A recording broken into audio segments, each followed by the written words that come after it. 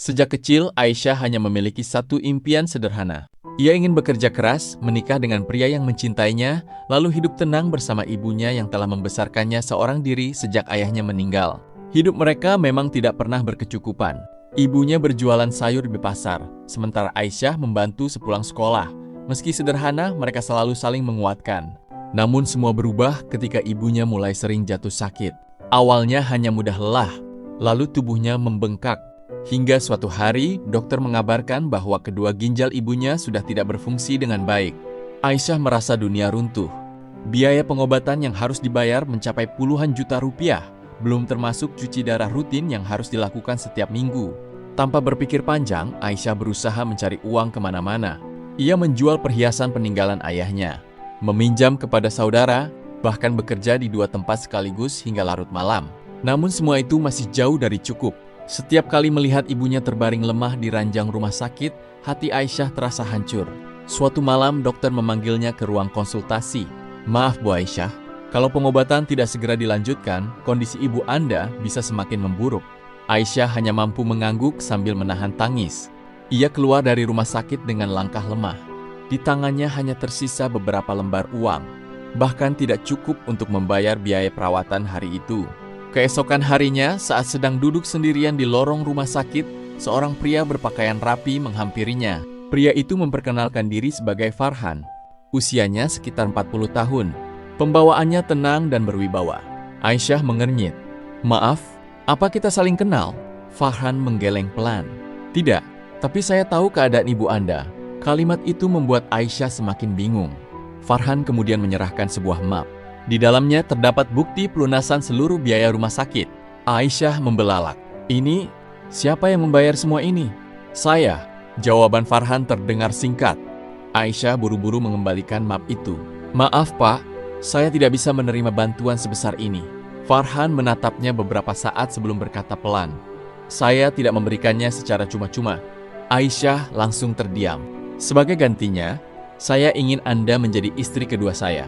Jantung Aisyah seakan berhenti berdetak. "Apa?" Farhan menarik napas panjang. "Saya sudah memiliki istri. Saya tidak akan memaksa Anda menjawab sekarang. Tapi kalau Anda menerima, semua biaya pengobatan ibu Anda akan saya tanggung sampai sembuh." Setelah mengatakan itu, Farhan pergi begitu saja, meninggalkan Aisyah yang masih membeku di tempat. Malam itu, Aisyah menangis di samping tempat tidur ibunya. Ia menggenggam tangan wanita yang telah mengorbankan seluruh hidupnya demi dirinya. Ibunya membuka mata perlahan. "Kenapa menangis, Nak?" Aisyah buru-buru menghapus air matanya. "Tidak apa-apa, Bu." Ibunya tersenyum lemah. "Kalau biaya berobat terlalu berat, biarkan ibu pulang saja. Jangan korbankan hidupmu demi ibu." Kalimat itu justru membuat tangisan Aisyah pecah. Bagaimana mungkin ia membiarkan satu-satunya keluarga yang dimilikinya menyerah begitu saja? Semalaman ia tidak bisa tidur. Di satu sisi, harga dirinya menolak tawaran Farhan. Namun di sisi lain, waktu ibunya semakin sedikit. Keesokan paginya, dengan mata sembab dan hati yang hancur, Aisyah menghubungi nomor yang diberikan Farhan. Suaranya bergetar saat berkata, "Saya menerima tawaran Anda." Beberapa hari kemudian, pernikahan sederhana itu dilangsungkan. Tidak ada pesta, tidak ada senyum bahagia, tidak ada impian yang terwujud.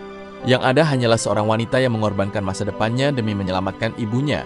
Saat penghulu menyatakan mereka sah sebagai suami istri, Aisyah memejamkan mata. Setetes air mata mengalir di pipinya. Di dalam hatinya, ia hanya mampu berbisik, "Semoga pengorbananku benar-benar bisa menyelamatkan ibu." Setelah pernikahan itu, Aisyah pindah ke sebuah rumah kecil yang telah disiapkan Farhan. Rumah itu nyaman. Tidak mewah, tetapi cukup untuk memulai kehidupan baru. Meski sudah berstatus suami istri, hubungan mereka terasa seperti dua orang asing yang tinggal di bawah satu atap. Farhan tidak pernah memaksa Aisyah melakukan apapun. Ia bahkan sengaja menempati kamar yang berbeda. "Kalau ada sesuatu yang kamu butuhkan, bilang saja." Kalimat itu selalu diucapkan Farhan sebelum berangkat bekerja.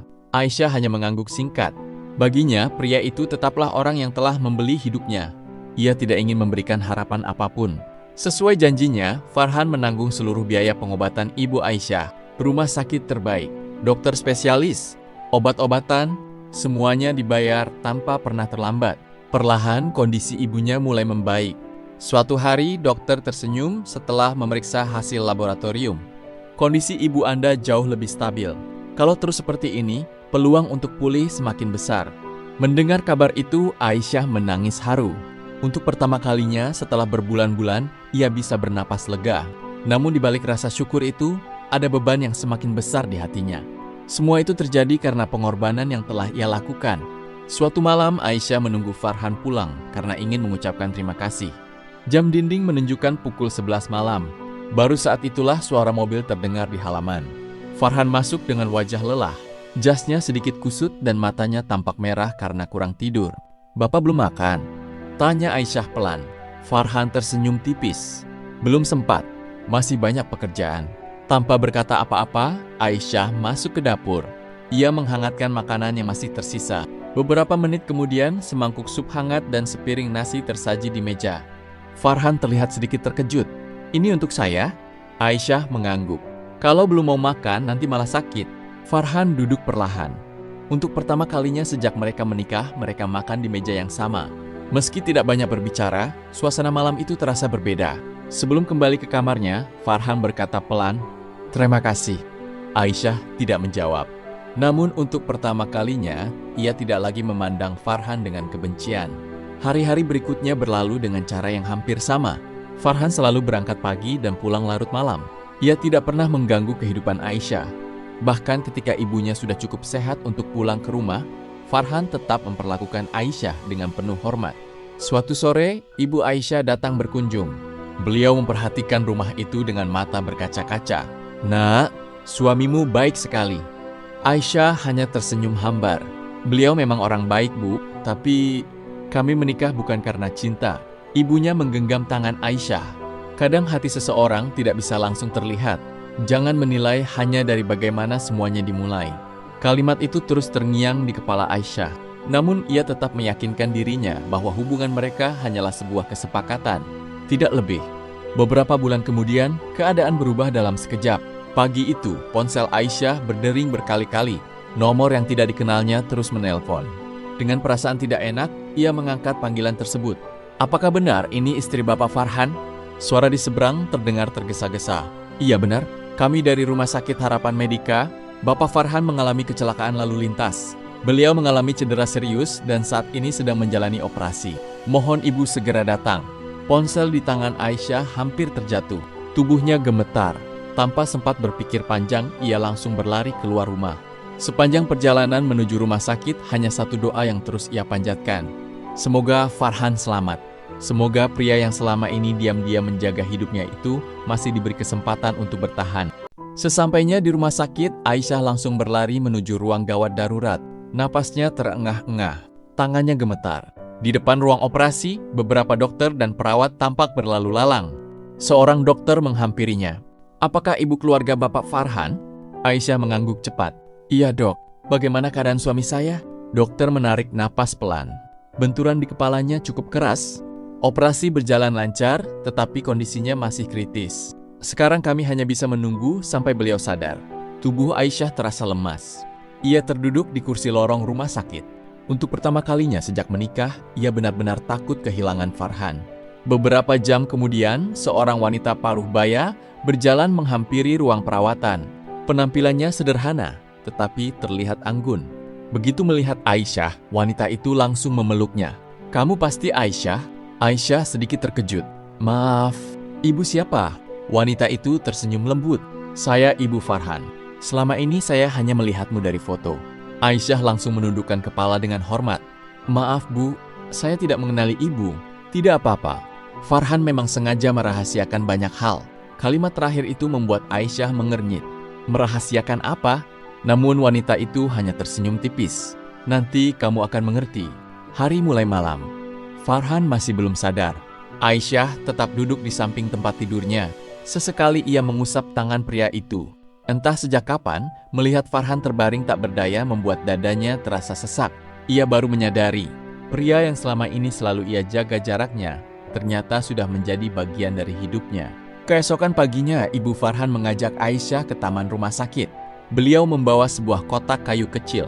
Kotak itu tampak sudah cukup tua. Ini milik Farhan. Dia pernah berpesan, kalau suatu hari terjadi sesuatu padanya, berikan kotak ini kepadamu. Aisyah menerima kotak itu dengan bingung. Saat dibuka, di dalamnya terdapat beberapa foto yang sudah mulai kusam. Foto pertama memperlihatkan seorang gadis muda sedang membantu ibunya berjualan sayur di pasar. Aisyah membeku. Itu dirinya. Foto berikutnya memperlihatkan Aisyah sedang memayungi ibunya ketika hujan turun. Lalu ada foto saat ia mendorong kursi roda ibunya menuju puskesmas. Semuanya adalah momen-momen yang bahkan tidak ia sadari pernah ada seseorang yang memperhatikan. Tangannya mulai gemetar. "Bu, ini semua apa?" Ibu Farhan tersenyum penuh haru. Farhan yang mengambil foto-foto itu. "Jauh sebelum kalian menikah." Mata Aisyah membelalak. "Apa maksud ibu?" Beliau menatap langit sejenak sebelum mulai bercerita. "Bertahun-tahun yang lalu, Farhan sering melewati pasar tempat kamu dan ibumu berjualan. Suatu hari dia melihat seorang gadis yang tetap tersenyum sambil merawat ibunya, meski hidupnya sangat sulit. Sejak saat itu, dia diam-diam mengagumimu." Aisyah tidak mampu berkata apa-apa. Beliau melanjutkan, "Dia pernah ingin berkenalan, tapi dia mengurungkan niatnya. Dia merasa usianya terlalu jauh darimu. Status sosial kalian juga sangat berbeda. Dia takut kehadirannya justru membuatmu tidak nyaman." Air mata mulai menggenang di mata Aisyah. "Lalu, kenapa dia menikahiku?" Ibu Farhan menghela napas panjang. "Saat mengetahui ibumu sakit, dia panik. Dia ingin membantu. Tapi dia ingin membantu. Kamu pasti akan menolak kalau diberi uang begitu saja. Karena itulah dia memilih jalan yang menurutnya bisa menjaga harga dirimu. Dia memang salah. Cara yang dipilihnya menyakitimu. Tapi satu hal yang pasti, dia tidak pernah membeli hidupmu. Dia hanya mencari alasan agar bisa menyelamatkan wanita yang sudah lama dia cintai." Tangisan Aisyah pecah. Semua kebencian yang selama ini ia simpan mulai runtuh satu persatu. Ia teringat bagaimana Farhan tidak pernah memaksanya menjadi istri dalam arti yang sebenarnya. Tidak pernah meninggikan suara, tidak pernah menyentuhnya tanpa izin. Selama ini, Farhan hanya ingin memastikan ibu Aisyah sembuh dan Aisyah tetap merasa aman. Dengan tangan gemetar, Aisyah kembali melihat foto-foto di dalam kotak itu. Di bagian paling bawah terdapat sebuah amplop. Di atasnya tertulis dengan tulisan tangan Farhan. "Untuk Aisyah, jika suatu hari kamu mengetahui semua ini." Dengan napas yang mulai tidak beraturan, Aisyah membuka amplop tersebut. Ia belum membaca isinya. Namun firasatnya mengatakan, surat itu akan mengubah seluruh pandangannya tentang pria yang selama ini ia anggap telah membeli hidupnya. Dengan tangan yang masih gemetar, Aisyah membuka amplop itu. Di dalamnya hanya ada selembar kertas yang telah dilipat rapi. Ia menarik napas panjang sebelum mulai membacanya. Tulisan tangan Farhan terlihat sederhana, tetapi setiap kalimatnya terasa begitu tulus. "Aisyah, kalau kamu sedang membaca surat ini, mungkin aku belum sempat menjelaskan semuanya kepadamu. Aku tahu kamu membenciku, dan sejujurnya aku tidak pernah menyalahkanmu. Cara yang kupilih memang membuatmu terluka. Aku hanya tidak menemukan cara lain untuk menyelamatkan ibumu tanpa membuatmu merasa dikasihani." Air mata Aisyah mulai menetes membasahi kertas itu. Ia melanjutkan membaca. "Sejak pertama kali melihatmu di pasar bertahun-tahun lalu, aku tahu kamu adalah perempuan yang luar biasa. Kamu selalu mendahulukan ibumu daripada dirimu sendiri. Aku mengagumimu dalam diam, tapi aku sadar, aku tidak pantas memaksakan perasaanku. Karena itu aku memilih mencintaimu dari jauh." Napas Aisyah mulai sesak. Semua kenangan selama beberapa bulan terakhir berputar di kepalanya. Farhan yang selalu pulang larut malam, Farhan yang selalu pulang larut malam, Farhan yang selalu bertanya apakah ia membutuhkan sesuatu. Semua sikap itu kini memiliki arti yang berbeda. Ia kembali membaca surat tersebut. "Kalau suatu hari nanti kamu menemukan seseorang yang benar-benar kamu cintai, aku akan melepaskanmu. Aku tidak pernah ingin menjadikan pernikahan ini sebagai penjara untukmu. Yang terpenting bagiku hanyalah melihatmu dan ibumu tetap tersenyum." Kalimat terakhir membuat tangisan Aisyah pecah. Ia memeluk surat itu erat-erat. Selama ini ia mengira Farhan adalah pria yang egois. Padahal pria itu bahkan sudah menyiapkan jalan keluar jika suatu hari ia ingin pergi. Aisyah berlari kembali menuju ruang perawatan. Ia melihat Farhan masih terbaring dengan berbagai selang yang menempel di tubuhnya. Wajah pria itu tampak pucat. Perlahan Aisyah duduk di samping ranjang. Untuk pertama kalinya sejak mereka menikah, ia menggenggam tangan Farhan dengan lembut. "Maafkan aku. Selama ini aku hanya melihatmu dari rasa sakitku sendiri. Aku tidak pernah mencoba memahami alasanmu." Air mata jatuh satu persatu. Ia teringat setiap perhatian kecil yang dulu selalu diabaikannya. kotak makan yang selalu tersedia ketika ia lupa makan, obat untuk ibunya yang selalu datang tepat waktu, mobil yang diam-diam disiapkan agar ibunya tidak perlu naik kendaraan umum saat cuci darah. Semua itu dilakukan Farhan tanpa pernah meminta ucapan terima kasih. Beberapa jam kemudian, dokter datang memeriksa kondisi Farhan. Beliau tersenyum tipis. Ada perkembangan yang baik. Respons tubuhnya mulai meningkat. Mudah-mudahan tidak lama lagi beliau akan sadar. Mendengar kabar itu, Aisyah mengusap air matanya. Untuk pertama kalinya, ia benar-benar berharap Farhan segera membuka mata.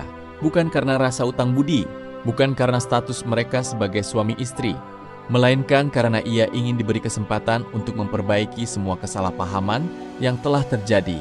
Malam itu, Aisyah tetap duduk di samping ranjang Farhan. Ia tidak pulang. Sesekali ia mengusap tangan pria itu sambil berdoa dalam hati. Menjelang dini hari, jari Farhan bergerak pelan. Aisyah langsung berdiri. "Farhan, apakah kamu bisa mendengarku?" Kelopak mata Farhan tampak bergetar. Perlahan, pria itu mulai membuka matanya. Tatapan mereka bertemu. Farhan tampak kebingungan. Namun ketika melihat Aisyah masih menggenggam tangannya, sudut bibirnya membentuk senyum tipis. Dengan suara yang sangat lemah, ia berbisik, "Maaf, aku membuatmu khawatir." Kalimat sederhana itu membuat air mata Aisyah kembali mengalir. Di tengah kondisinya yang lemah, hal pertama yang dipikirkan Farhan bukan dirinya sendiri, melainkan perasaan wanita yang selama ini diam-diam ia cintai. Saat itulah Aisyah menyadari, hatinya yang selama ini tertutup perlahan mulai terbuka untuk pria yang telah mengorbankan begitu banyak hal demi dirinya. Farhan memandang Aisyah dengan mata yang masih lemah. Ia sedikit terkejut melihat wanita itu masih menggenggam tangannya. Selama beberapa bulan pernikahan mereka, Aisyah selalu menjaga jarak. Namun kini, wanita itu justru menangis di samping ranjangnya. Farhan tersenyum tipis. "Syukurlah, kamu tidak apa-apa." Aisyah menggeleng sambil mengusap air matanya. "Seharusnya aku yang mengatakan itu. Kamu yang hampir kehilangan nyawa." Farhan hanya menghela napas pelan. "Yang penting kamu dan ibumu baik-baik saja." Jawaban itu membuat dada Aisyah kembali sesak. Bahkan setelah semua yang terjadi, Farhan masih lebih memikirkan dirinya daripada dirinya sendiri. Beberapa hari kemudian kondisi Farhan mulai membaik. Dokter mengizinkannya pulang untuk menjalani pemulihan di rumah. Aisyah mengambil cuti dari pekerjaannya. Setiap hari ia merawat Farhan, menyiapkan obat, membantu berjalan, memasakkan makanan sesuai anjuran dokter. Kini justru Aisyah yang selalu berada di samping Farhan. Suatu sore, Farhan berkata pelan, "Kamu tidak perlu melakukan semua ini. Aku bisa menyewa perawat." Aisyah tersenyum sambil menyuapkan semangkuk sup hangat. "Dulu kamu merawat ibu dan menjagaku tanpa pernah meminta balasan. Sekarang, biarkan aku melakukan hal yang sama." Farhan terdiam. Senyum kecil muncul di wajahnya. Untuk pertama kalinya sejak mereka menikah, rumah itu terasa hangat. Beberapa minggu kemudian, ibu Aisyah datang berkunjung. Beliau melihat putrinya sedang tertawa bersama Farhan di ruang keluarga. Pemandangan yang dulu terasa mustahil. Saat Farhan masuk ke dalam untuk mengambil obat, sang ibu menggenggam tangan Aisyah. "Sekarang ibu mengerti kenapa Tuhan mempertemukan kalian." Aisyah menatap ibunya. "Aku baru sadar, Bu. Selama ini aku terlalu sibuk melihat bagaimana pernikahan kami dimulai. Sampai aku lupa melihat bagaimana dia memperlakukanku setiap hari." Ibunya tersenyum penuh haru. Yang membuat sebuah pernikahan bertahan bukan awalnya, tapi ketulusan orang-orang di dalamnya. Aisyah mengangguk pelan. Kini ia benar-benar memahami maksud ucapan itu. Beberapa bulan berlalu. Farhan telah pulih sepenuhnya. Suatu malam, mereka duduk di teras rumah sambil menikmati teh hangat. Suasana terasa tenang. Farhan memecah keheningan. "Aisyah, ada sesuatu yang ingin kubicarakan." Aisyah menoleh. "Kalau sekarang kamu masih ingin pergi, aku akan menepati janjiku. Aku akan menceraikanmu dengan baik-baik. Aku tidak ingin kamu merasa terikat oleh rasa utang." Aisyah menatap Farhan cukup lama. Pria itu masih sama, masih lebih memikirkan kebahagiaannya daripada kebahagiaan dirinya sendiri. Perlahan Aisyah menggenggam tangan Farhan. "Dulu, aku menerima lamaranmu karena ingin menyelamatkan ibu. Hari ini, aku memilih tetap bersamamu karena aku mencintaimu." Farhan membeku, seolah tidak percaya dengan apa yang baru saja didengarnya. "Benarkah?" Aisyah mengangguk sambil tersenyum. "Aku jatuh cinta bukan pada hartamu, bukan karena semua bantuan yang kamu berikan. Aku jatuh cinta pada ketulusanmu. pada caramu mencintai tanpa memaksa, pada caramu menjaga tanpa pernah menuntut balasan. Air mata menggenang di mata Farhan. Perlahan ia menggenggam tangan Aisyah lebih erat. Terima kasih, sudah memberiku kesempatan. Aisyah menggeleng. Bukan aku yang memberi kesempatan. Justru kamu yang selama ini memberiku alasan untuk percaya bahwa cinta yang tulus masih ada. Beberapa waktu kemudian, Ibu Aisyah dinyatakan pulih dan tidak lagi membutuhkan perawatan intensif. Kabar itu menjadi kebahagiaan terbesar bagi keluarga kecil mereka. Di ruang tamu rumah, Ibu Aisyah memandang Farhan dengan mata berkaca-kaca. Terima kasih karena sudah menyelamatkan hidup saya. Farhan tersenyum hormat. Saya hanya melakukan apa yang seharusnya dilakukan kepada keluarga. Mendengar kalimat itu, Aisyah kembali menitikkan air mata. Kini ia sadar, keluarga bukan hanya tentang ikatan darah, tetapi tentang seseorang yang tetap memilih bertahan, menjaga, dan mencintai, bahkan ketika tidak dijanjikan balasan. Aisyah menyandarkan kepalanya di bahu Farhan. Untuk pertama kalinya sejak mereka menikah, ia benar-benar merasa menjadi seorang istri. Dan ia memahami satu hal yang tidak akan pernah ia lupakan. Terkadang jalan menuju kebahagiaan memang dimulai dari luka yang paling menyakitkan. Namun jika dijalani bersama orang yang tulus, luka itu perlahan berubah menjadi cinta yang akan bertahan seumur hidup.